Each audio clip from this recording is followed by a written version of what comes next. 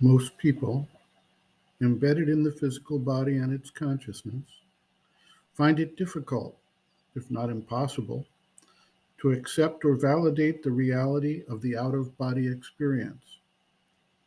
At the same time, there are countless anecdotes of people who have an out of body experience or the related near death experience. The descriptions by those who have these experiences are remarkably similar, despite coming from a diverse cross section of humanity and occurring among people who, in many cases, have no preconception of the possibility of such an experience. Such an account was related by the famous actress Shirley MacLaine in her book and film of the same name, Out on a Limb.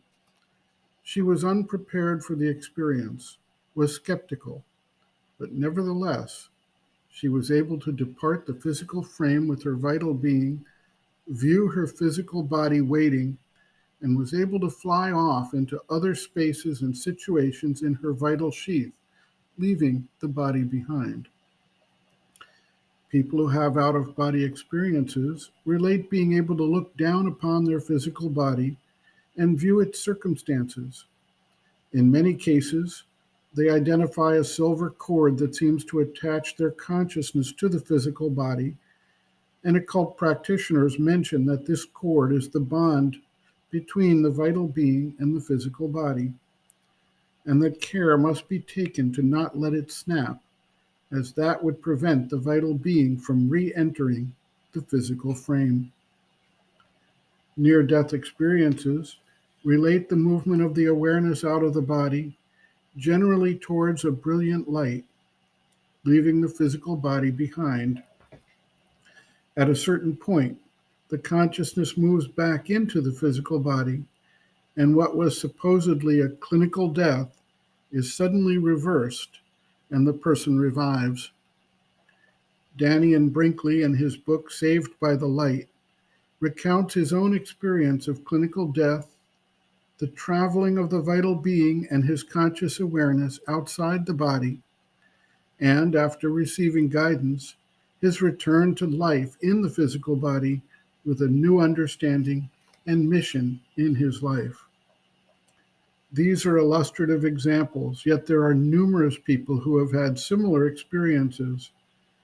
In many cases, this occurs involuntarily and without the conscious control of the individual. However, there are individuals who indicate that through practices they implement, they can leave the body more or less at will and travel through other planes and worlds. The physical body, which provides something of a protection from the powers at work on the vital planes, is left behind, and in many cases the individual appears either dead or in some kind of deep trance. This implies that the active consciousness with which one identifies has moved with the vital being out of the physical body, at least temporarily, yet has remained intact with the ego sense holding the vital form together. The vital worlds, however, harbor forces and beings that, when acting directly in their own native sphere of action, can be extremely powerful. This can lead to either an extraordinary sense of upliftment or, in some cases, a rising of fear or terror in the being when confronted with forces, divine and undivine, of such power. Sri Aurobindo notes, quote, when the vital being goes out of the body, it moves on the vital plane and in the vital consciousness, and, even if it is aware of physical scenes and things, it is not with a physical vision.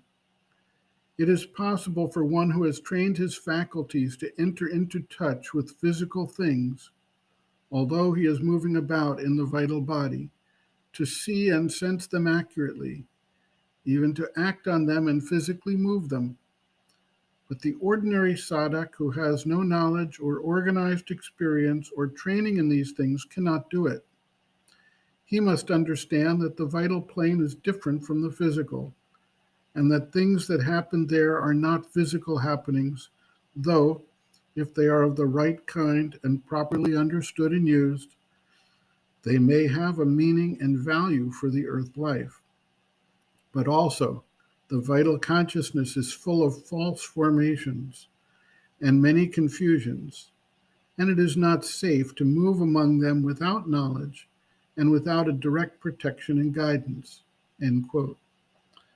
Reference, Sri Aurobindo, Integral Yoga, Sri Aurobindo's Teaching and Method of Practice, Chapter 7, Experiences and Realizations, Exteriorization, pages 199 to 200.